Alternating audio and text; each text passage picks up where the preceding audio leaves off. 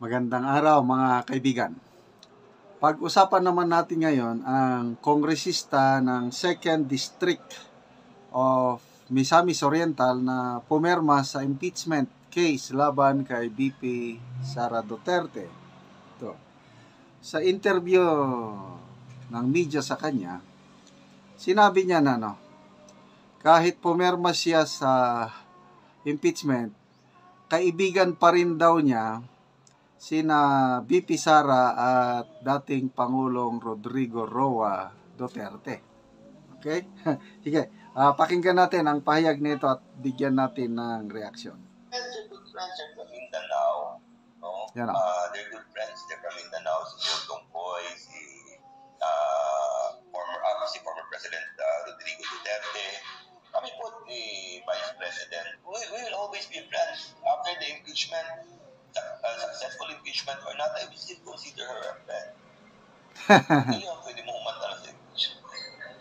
They're friends, they're good friends, they're from Mindanao. No? They're good friends, they're from Mindanao. Si Bill Tongkoy, si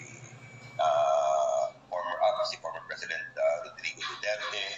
Kami po ni Vice President, we will always be friends. After the impeachment, successful impeachment or not, I will still consider her a friend. Hindi yung pwede mo umantala sa impeachment. They're friends, they're good friends. Ay, nako. Mindanao. No? They're good friends. Hindi daw dili pwede mahuman ang among paghigilay. Our friendship does not end after the successful impeachment. Pumirma siya eh. Yung sinasabi niyang Mayor Dongkoy Imano, tatay niya yon. Ito, si Congressman Imano, 2nd District of Ang tatay niya, matagal na naging mayor ng Cagayan de Oro. Saludo ako dito kay Mayor Dongkoy Imano. Kaya may nabasa akong post na itong anak na ito, Congressman Bambi Imano, is a disgrace to his father, Mayor Dongkoy Imano. At klaro sa Northern Mindanao na yan, si Mayor Dongkoy Imano, the late Mayor Dongkoy Imano at PRRD, magkakaibigan talaga yan, mga Mindanaoans. Sila yung original na PDP laban together with the former Senator Aquilino Pimentel. Mga PDP laban original. Yan, mga Imano, Pimentel, Duterte. Yan. So, paano mangyari yon? Siguro, on the part of Congressman Imano, tingin niya kay VP Sara, tingin niya kay PRRD, kaibigan pa rin niya sila. Ang tanong, si VP Sara, PRRD, anong tingin nila sa mga kongresista na pumirma sa impeachment? Nako, humanda kayo kay VP Sara, ibang usapan ito. Itinuturing ba silang kaibigan ni VP Sara itong pumirma ng impeachment laban sa kanya? Ano sa tingin nyo? Pwede ba yon kay VP Sara na kaibigan pa rin? Okay, sa Misamis Oriental, Misamis Oriental, including Cagayan de Oro, may 4 na kongresista yan. Ang 3 pumirma. Ayan, Imano, Congressman Onabia, Congressman Lordan Suwan. Ang hindi lang pumirma, si Congressman Rufus Rodriguez. Nako, itong 3 pumirma, kawawa dyan sa Misamis Oriental. Itong 3 ang pumirma, nag-issue na ng statement, joint statement nila, na nagpapaliwanag bakit sila pumirma. Okay? Kaya lang ang mga taong bayan, karamihan sa nababasa kong comments, wala pa rin. Hindi tinatanggap yung paliwanag. Lalo na si Congressman Lordan Suwan na napilitan na lang humingi ng apology for signing the impeachment complaint, ang rason niya ayaw daw niyang makonsider na ayaw daw niyang makonsider na oposisyon. Kasi kung oposisyon siya, wala na yung budget, nahihiya o mahihirapan na siyang maka-request ng pundo para sa kanyang constituents. So, si Congressman Rufus Rodriguez, matagal ng kongresista ito, yan, namamayagpag sa Misamis Oriental. Ang daming pumupuri sa kanya at tingin ko, siguradong panalo itong si Congressman Rufus Rodriguez sa Cagayan de Oro City. I don't know kung magre-re-elect ba siya o asawa niya. Basta, mabangong mabango si Congressman Rufus Rodriguez sa Cagayan de Oro at Misamis Oriental. Habang itong tatlo, Congressman Bambi Mano, Unabia, and Lordan Soan, medyo alanganin. Ang mga post, ang mga comments na nababasa ko, talagang negative para sa kanila. Sa Bukidnon naman, namamayagpag din si Congressman Jose Maria Subiri Jr. Dating gobernador ito ng Bukidnon at kaibigang matalik ni PRRD, kaya saludo ang maraming taga Bukidnon kay Congressman Subiri dahil pinatunayan niya na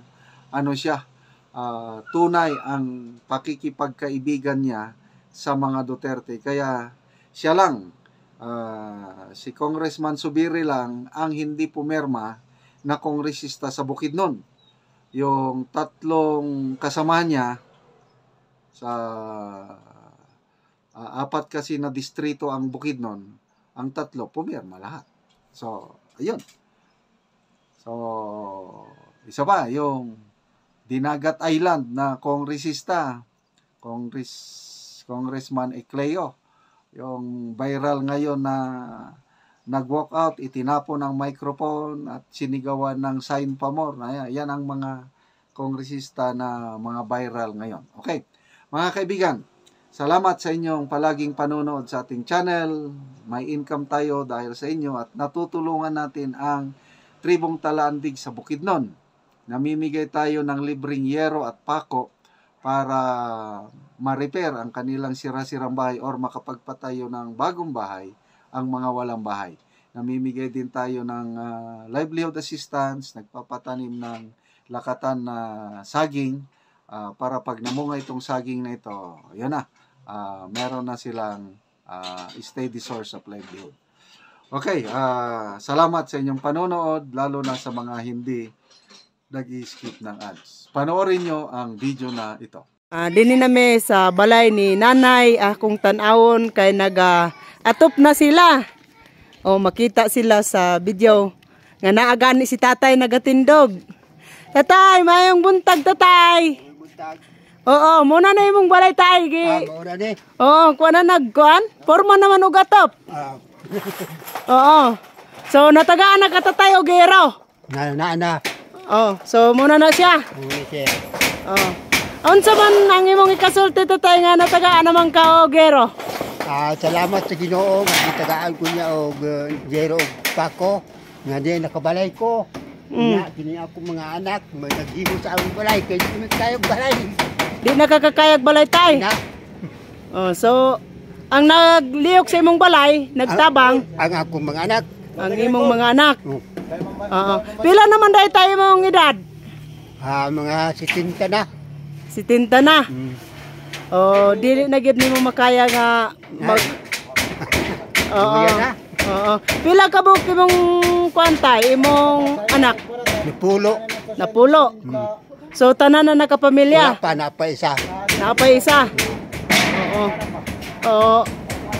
Unsa may imong ikasulti tay sa imong mga anak nga mga buotan kay sila ang nagtabang sa imuha? Kung gipasalamatan sila kay ilaw kung gitabangan. Bisan og kanwala na puluyan na sila naghimo sa akong balay. Oo. Salamat sa Ginoo nga sila gitagaan og mayo nga. Oo. Oh, mo na ni imong mga anak tay. Oh, so sila ang nagakuan na, nagaatop na. Tagayong ba? Tagayong. Oo. Ano, gisaban? Oo. Ang pan. Nanay ang balay ni tatay. Yang gipatukod niya sa iyang anak.